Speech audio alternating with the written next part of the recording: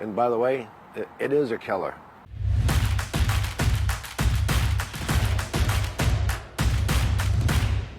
Let's talk about the M word. Do you know what the M word is? Yeah, it's right after the F word. It means mold. Let's talk about mold.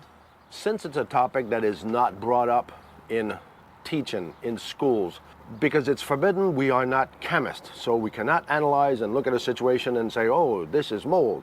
So we call it fungus, we call it whatever word you want to use, but like Laura would say, We're not inspectors today. We're So- just YouTubers. We just want to bring it up. so this is content for you.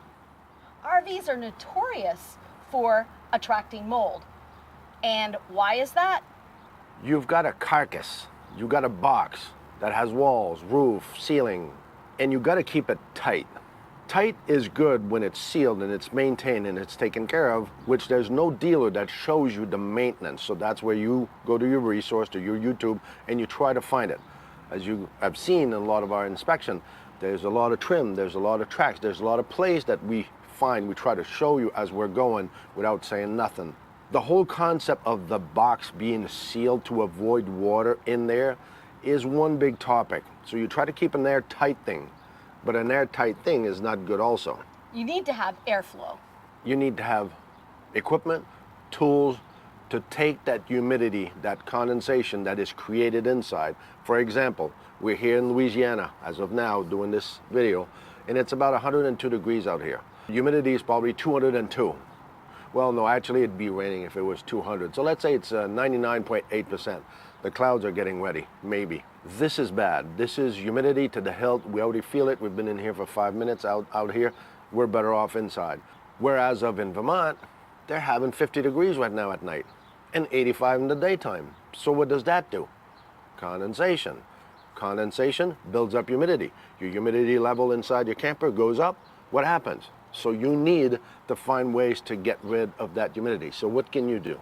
One thing for sure is if you're going to store your RV, you want to make sure that you clean it and dry it nicely, because the one thing that it does love, it loves to feed off from those damp areas. So when it's stored, you want to make sure that you put in things like damp rid, and there have damp rid bags, damp rid boxes. You can also use dehumidifiers, but you can also use this while you're living in your RV or just using your RV on the weekends. Also, when you take a shower, this is a big one. You need to turn the fan on. When she's cooking her noodles above the kitchen. That was going to be my next one. I was going to tell them, I swear. Okay, I sometimes forget, but he's not going to let me forget. He's going to go right behind me, opening the vent and opening the fan. So back to storing it inside. If you're going to store it inside, you want to use some sort of a cover that allows ventilation to actually go through, so it's not holding all that moisture in. People like down here in the south, where humidity is constant almost year round. For example, the unit we did on Friday, he's got it in a garage. Smart man. His AC is always running. Constantly. It's- Since he purchased the RV. It's parked in the garage, and that's what he says. Says, no, they live here. They understand. You walk in a garage here, there's no mildew smell. There's no musty smell. People leave their AC running. That's why it's called air conditioned. And since I have problem breathing, I'm always after my wife to have the air conditioning work. Even when it gets colder, I need the humidity out of my lungs to be able to breathe. That's my situation, that's my problem. That's why I'm more prone to get sick like I did not too long ago. Speaking of lungs, he has been sick for 7 weeks right now. So it started Just getting better now. It started in South Carolina, and we did our first of 3 RVs directly in a row that had the M word. But And they were old rigs. They were really old. that was a 2018 Thor Ace 30.3. Okay. And then we ended up in Connecticut, and we did another inspection. It was a 2020 Jayco Seneca 37K. And once again, we find debris that kind of looked like the M word. But did it smell like the M word? See, for me, I feel it. I'm outside. I'm not always inside as quick as she is. The advantage she has is that she's not prone to feel it as quickly as I typically will, or some of our customers that actually visited. I'm thinking of Ed and Michelle, where we had that Forza, that she came in that day and sat down after we called them, and right away she walked in and she's like me. It's like, this was major. I'm allergic to black mold as well, and when we first looked at it, I knew it was dirty, but we didn't know that it had black mold on the walls. I can feel it now. Yeah, So- it's bad. Okay, our lungs shrink, it starts burning. So if you have this feeling in your throat and you're a camper that you have right now, there might be an issue. That one you're talking about, the Forza, we only did that a couple of weeks before heading to South Carolina. So really, we had 4 right in a row. And that particular one, it tickled me. I knew, I could feel it in my lungs, and I don't have issues with my lungs. Michelle does have issues with her lungs, and she felt it right away too. And they knew that they couldn't buy that RV. So if you have those feelings as you're in your RV right now, or if you have an RV and you go on weekends and you say, honey, I feel funny when I come back on Sunday, or you took a trip for a week and you wonder, then if you want to be anal and say, all right, I want to confirm what this is because I paid $100,000 for this, or 50,000, and now I'm freaking out because I'm having probably mold issue. Now you can hire a real person that they do this, and they'll take a test, 2-3 days, whatever it takes, and you'll have a result that will confirm that you're screwed. And then we ended up in New Jersey, and we did a 2006 Allegro bus, and honestly, we thought this is going to be a nice unit. I smelt it right away, but I thought, no, you know what? It's been stored. No, as the time went on, my throat, my lungs were itchy. Pierre, it hit him immediately when he was inside. But during that inspection also, there was another culprit involved. We had fires. the smokes. Yeah. So it was kind of, okay, you kind of want to blame it on something else. But then when you start looking at the trims, looking around, Investigating. the roof, the ceiling, the windows, when you have windows that are gone, when that fog starts coming up between your double pane window, okay, well, you already have a barrier that is gone here. So that should give you an indication. Check, be careful, look around your windows. So those are the things you want to look for. We did use the home test that day, Yep. and it was positive. And by the way, it is a killer. And me as a stubborn guy, as usual, because we carry on and Stubborn? we roll, we try to push, we try to get where we're going at, and it's this ambition of continuing.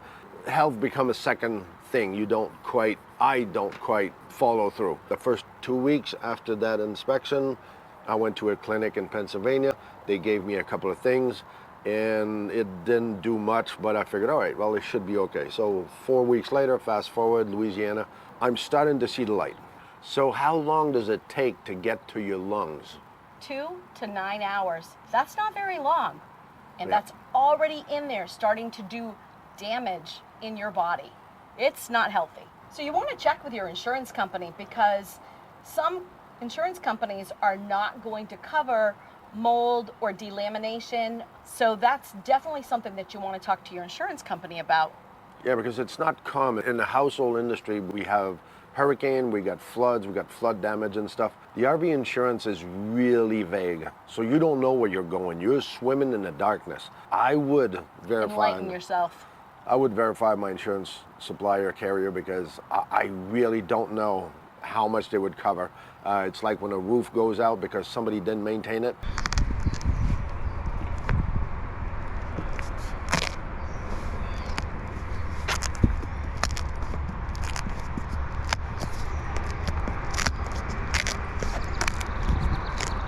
You're not covered. I'm sorry. If a tree falls on it, let the tree fall on it, that's gonna be covered.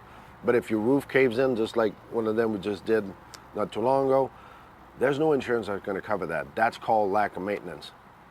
So not only the mold, but delamination. I'd say I'll throw just a number, hopefully it's gonna stick. Let's say 95% of the time when you have delamination, it is due to condensation, direct water. Moisture is in there. So either the sun's coming out through your surface and the AC inside is tracking together, so that causes condensation. Therefore, you need to get something to get the humidity out of the inside because you're creating water. This becomes a water barrier. Well, it's not barrier, so it actually transfers to the outside wall, to the glue, and it separates the structure from the outside fiberglass or whatever finish that you have in the back. That's delamination. And when you have delamination, you better look a little bit thoroughly because you already have a problem. In my book, when I see delamination, you can fix it, but then it's going to bring you to the next topic of how bad is it to get rid of mold. So in order to get rid of mold, you're on your own. There's all kind of recipes out there. There's all kind of taking bleach and rubbing it in. And But is that worse for you than the mold? so basically it's simple. It's like when they had a hurricane down in Florida, down on the coast. You got to get rid of everything. You got to get rid of the Everything structure. out. You got to take it out of there because black mold, especially black mold in the humidity, prolifers. It's like bacteria. It crawls, it develops real quick. 2 to 9 hours in our body that it's in there. And believe me, because I've been explained too, bacteria gets all in the little spaces, in those little crevices. Same thing in your body, same thing in the RV. And now that it's started in the wall, where does it go? Does it go in the floor? Okay, well, I'm gonna rip off the slide out floor. Okay, well, the slide out floor went into the floor of the RV itself. So did it proliferate? Did it go there also? You're in for a ride. So that is a project right there. Basically, the main idea of mold is to try to steer away from it.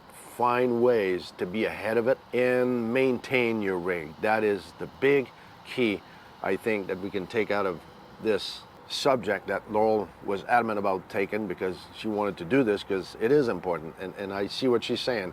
We live in it. We inspect them. We see it almost every week. We search for it. In searching for it, you're probably wondering, well, where do I look? Where am I going to find mold? Some of the common places underneath your mattress. Would you believe that? And yeah. yes, there are things that you can actually put underneath. It's a moisture barrier protector that you can put on the wood frame that your mattress sits on. Another place to look is inside your cupboards, your closets, your drawers. There's a lot of hidden spaces back there, even behind your couch. Here's the tip. Because she's talking about cupboards, you got to remember, there's your camper, you got a slide out. The minute there's a slide out, there's a possibility, there's a chance of water intrusion on all the trims of that little box. That little box typically contains those cupboards. Or your closet in your bedroom that's in that slide out that she had the surprise to tell me not too long ago. Here's a hat and it's wet. Are you kidding me? That was in our camper. Our RV. And that's why I knew right away where I was going. My top slide out, underneath my slide out topper, the water puddles there. So I had to put Eternab on there. If you don't do that, and you don't see that, so gladly she found that hat. That hat right there. You mean, that's the hat. is the shitter full? That one? That hat right there. All right, so what does mold, the M word, look like? It's like a greenish black color. It can be slimy, but here's the thing. If it has lost its moisture, it's now going to be a brown, black, or tan, powdery looking substance. So there's a lot of different ways that you can see what this mold is going to look like. But if it's behind the walls, this is interesting because we had that one with Ed and Michelle with the Forza that we inspected. Oh, more than one. Another one that they did up north also when they Skyped us and they were just watching the unit and Laurel happened to see on their video when she was going to need the kitchen, hey, go back. Boom, on the wall, that's crystallized behind the paper wall. So what does that look like? It looks like pinpricks that are behind the wallpaper trying to protrude out. See, look, you can see this bubbling here. You can see these. This is all mold, the lamination. All those pricks, everything here. All right, so now,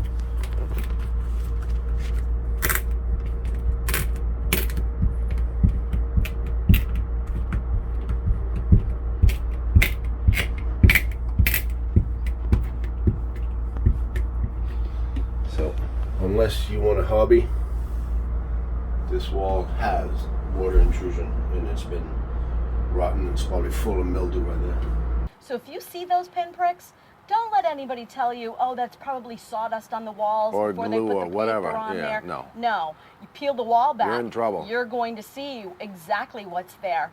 And I kind of feel like, didn't Tanya and Joel find Yep, they had that in their own camper. in their camper, Yep. they actually Yep. had it in their bathroom in the Yep. shower. Yep. So when I talk about the fact that the top of your shower is not sealed, where's the water going? It's behind that shower wall. And they had all this water, moisture that had gone behind the shower wall and had produced mold, which they actually found and he had to fix. And by the way, those are secret we shouldn't share with you. This is why you hire us, to find these things, because that's what we're used to see, analyze, deduct from what we're seeing, from what's going on, from what we found, from a crack. For us, it's fast forward because we're kind of used to it. We're kind of used to see where it's going. And the weaknesses in every trailers are similar from one to the other.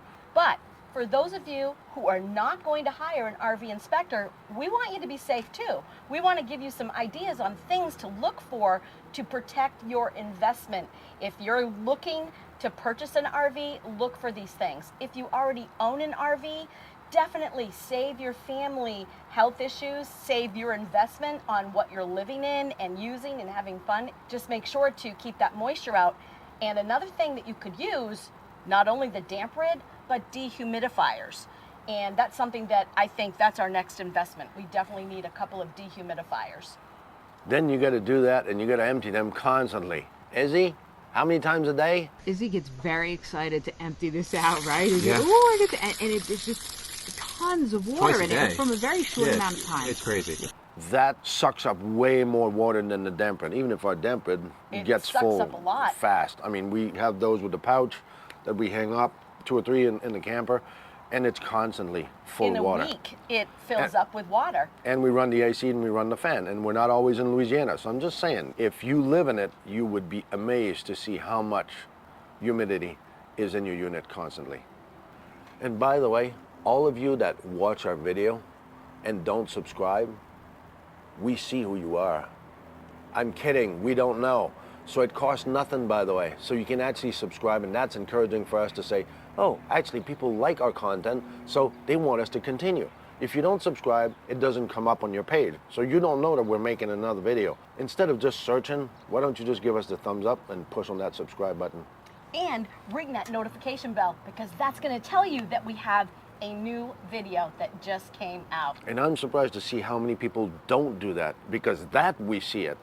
And out of the 5,000 subscriber we got, it's amazing to see every week that there's just about 100, 150 people. And I'm thinking, wow, okay. The one that I'm subscribed to, I want to follow them. I want to see what's new's coming because I'm interested. I'm just saying. But thank you to everyone who does subscribe to our channel. We appreciate every one of you. So remember, and do never forget. It's not about the destination. It's not about the journey. No. Don't share us with your friends. Don't share us with your friends. Tongue stuck out. Share us with your friend. That's going to end up on on the cloud somewhere.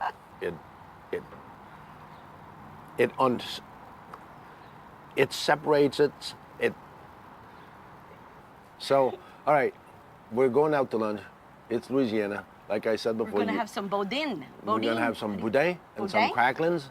And what's the other thing? And cracklins. What's the and other thing? egg, well, we're going to have boudin, egg rolls. I think she gained 10 pounds since we're here. No, I'm kidding.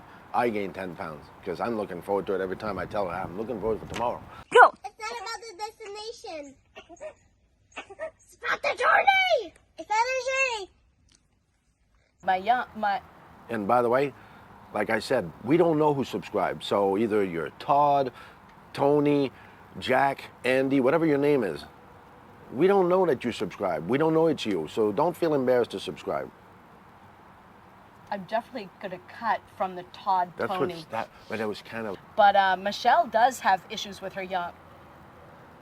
So waste management is not supposed to be up my nose, by the way. You don't want to know what that smell. And it was. The kids are going to do that. It's not It's about not the about the destination. It's all about the journey. Woohoo!